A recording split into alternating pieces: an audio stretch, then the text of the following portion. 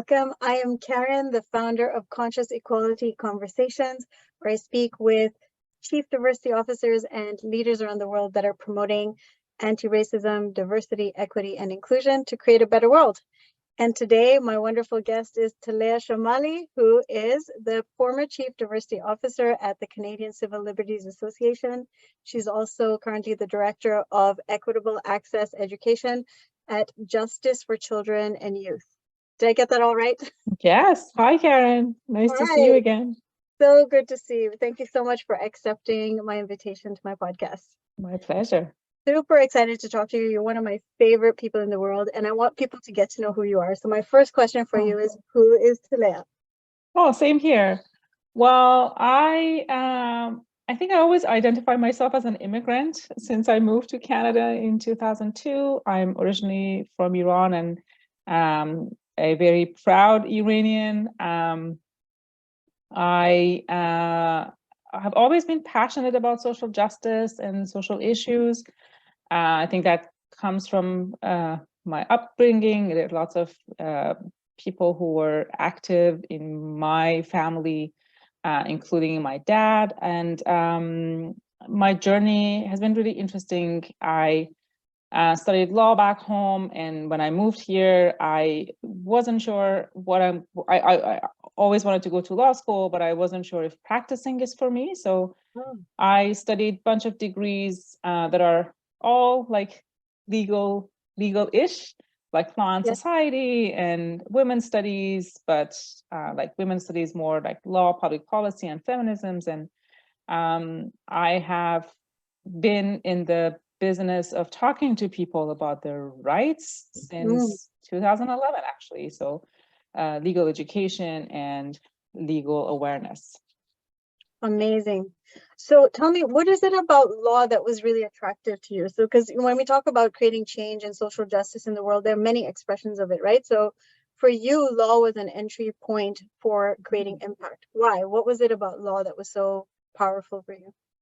It's interesting. I think I have not that I'm the only one, but I have a different idea of law because when I interact with people, I know that many people always see like lawyers as this elitist people who are not in touch with, their clients. But for me, law is a powerful tool to bring social change. I don't think it's the only tool. I always tell people I am more interested in a holistic approach. And I think law, along with other social factors, can do wonders, right? So when I talk about law, it's also like the knowledge of what you can do with existing law, but also thinking about legal reform and legal change. Law is not something that is set in stone, and it's on us to change it. That's why we encourage people to vote in democratic societies, such as Canada, because it can really impact people's lives. I mean, that alone, that idea that law is ever evolving and that we can have an impact on it, I think that's so important for people to hear and understand. That it's not written in stone, and we can change it. So that's amazing. And thank you for the work that you do and with all the people that you work with to create awareness of human rights and to actually, as you said, change the law to take into account emerging realities, right? That's pretty powerful. Absolutely. So when I met you, one of the roles you were playing was Chief Diversity Officer at the Canadian Civil Liberties Association. And, in this podcast, I want people to understand the realities of doing anti-racism, diversity, equity work as part of their livelihoods. And so one of the questions that I'm really interested in is, what was, how did CCLA at the time that you were there, how did it take on this work? What did that look like? And what are you proud of that you did internally to promote this work? I think the role was born out of, necessity after the death of George Floyd. Many organizations looked at themselves and said we should do better. And CCLA, like many other organizations that are not-for-profit, it is an under-resourced and underfunded organization, especially because they only have private funding. And I took on this role and with the understanding that this should be a full-time role. I had another job. I was also doing education at the organization. One of the things that I was proud to develop internally is actually to work with you, Karen. We looked around to bring an external trainer and auditor to get an assessment of what we should do better, and we organized a series of training with your help that I think it was really beneficial for understanding the work that CCLA staff were doing, but also how they can move forward, and we can be more conscious of the cases that we take on, because civil liberties can be a tricky thing, I would say. So being more conscious about, okay, who are you helping was really helpful. Yes, that was an awesome experience working with the whole organization on the audit, right? Because we were looking at what were the current benchmarks. And part of that is like, where are you already succeeding? And then where are the opportunities to strengthen that work, which was really amazing. Okay, so I was part of that process with you. It was wonderful. We got the whole organization together on a regular basis. We had several trainings. It was an ongoing conversation instead of a one-off, right? What do you think that work did to influence the way CCLA showed up externally? Like, how did it, because internal work is one thing, like if you have more diversity in your staff, that's one thing. If your culture is more inclusive, it's one thing. But how did it actually help you serve the people you were serving even more powerfully? What did some of the changes look like? I can say that personally, for me, it made me more conscious about who are the people that we're not talking to as an educator. So in the education department, we made a conscious effort to reach out to people that they don't call us for a workshop, right? So I developed actually this community engagement program. Traditionally, CCLA workshop was done mostly in schools, from junior kindergarten all the way to universities, but we were not talking to newcomer necessarily, or we were not reaching out to them. So some of the amazing workshops that it was born out of that was, I've done workshops for a center for deaf people in Toronto.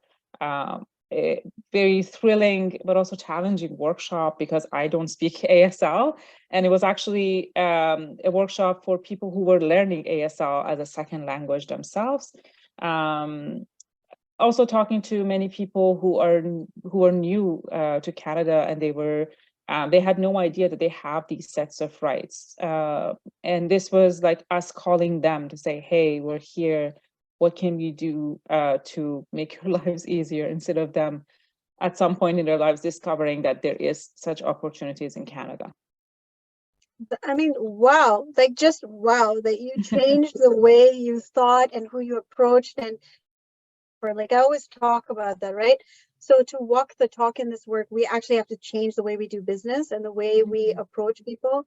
And you identified groups that did not have access to you, did not even know about you, and you met them where they were, which is so powerful. Like, wow, I'm so proud to hear about that. Thank you. It's most thanks to you, partly. So you should be proud of yourself. Well, you did the work. I always say that. Everybody who works with me does the work. I just help you get that, right? So really excited about that. Thank you. So, as we're reflecting on the organizational work and how that internal work helped you, reach other people externally and really expand the work that you're doing, one of the things that I talk about in the conscious equality framework that I share is the idea that good intentions are not enough. Sometimes we go in with a good intention, but we create a negative outcome. And I'd love to have organizations and my partners think about where do they have a good intention that actually created a learning for them. Would love to hear if you have any thoughts on that. Oh, for sure. I had the privilege of working with many not-for-profit organizations, not just at CCLA, but in my previous roles. And I think, unfortunately, it's still the same when you go to a not-for-profit conference, if there's such a thing after COVID. You have to look at the management and see how diverse the management is. And to my knowledge, the management has not been diversified. You might see people of color in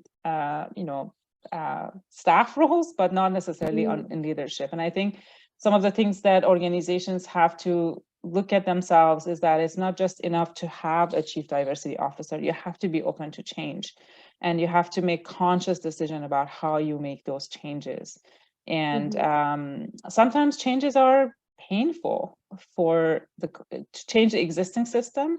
It's uncomfortable, it's painful, but if you're really serious about this work, you have to go through the pain, unfortunately.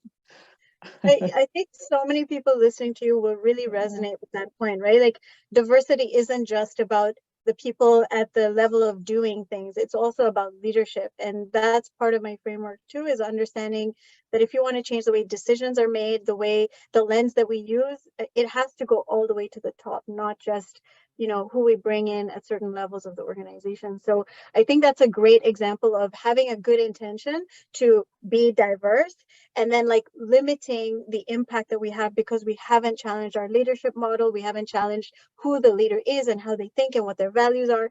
And so you have a certain amount of change, but I often talk about how that change can set people up for failure, right? It's like an organization that says, we want more Black people in our organization. And then Black people show up and they're like, wait a minute, the rest of the organization isn't ready for us. Yes. They're not living those values. So I think you're pointing at something that many organizations probably experience, right? I also feel like it's kind of, you know, sometimes you just have a EDI department or an EDI person, but the initiative looks like a multicultural buffet. It's not really a real change. You just, you know, it's all about the frilly things or the nice things about other people's culture or the way of living. But if they're outspoken or, you know, they think differently than yours, you're not open to listening to them. And that's why that leads to many people of color leaving an organization, because you're not open to real change. It's like they have to come in and fit your current way of doing things instead of you partnering with them to actually expand. That is, again, something that I think a lot of people resonate with, right? Absolutely. So I created an organization with the name Conscious Equality, and I want to end our conversation by asking you, what does conscious equality mean for you? Like, when you hear that versus anti-racism, diversity, what does conscious equality mean? I think for me, I mean, I don't know if there's a correct answer, but for me, conscious equality is to be aware of your own failures and understanding that this is a work in progress. None of us are perfect. None of us are completely unracist, or we don't have assumption about people. So understanding that you have to be open to learning, you have to be open to people and really listening, not just saying that I listen, but then insert your own misconception or a stereotyping. To me, like being, you know, and it's, you know, understanding that you will fail. It's not always about success, but it's a work in progress.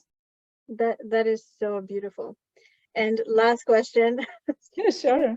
Have any suggestions for resources, or, you know, if someone said, I want to do more, I want to look into this, or I want to bring this into my organization, do you have any suggestions for anyone for resources? Yes.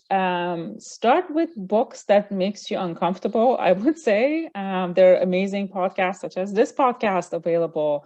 I mean, I don't have time. I have time, to be honest with you, but I usually read fictional books for enjoyment, but I listen to audiobooks that are like more serious. That's another way to do it. I'm listening to a book called Brown, recommended by one of my really good friends, about brown people across the world that I didn't know.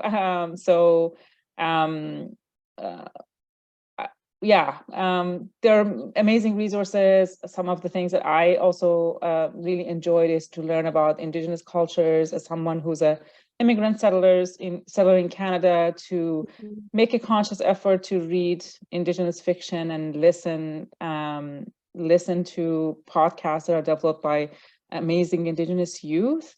So make things, you know, start with things that you really don't know and go from there. I love that. Yeah. And I love how it's not just about, you know, podcasts on concepts. It's like go listen to a story written by somebody from a different point of view, right? So beautiful. Well, I could talk to you all day. Like I said, one of my Me too. favorite people. Thank you so much for being on my podcast. It's such an honor. And I hope more people connect with you as they think about law as an entry point to creating impact in the world. Thank you so much, Karen. Nice talking to you. Nice talking to you.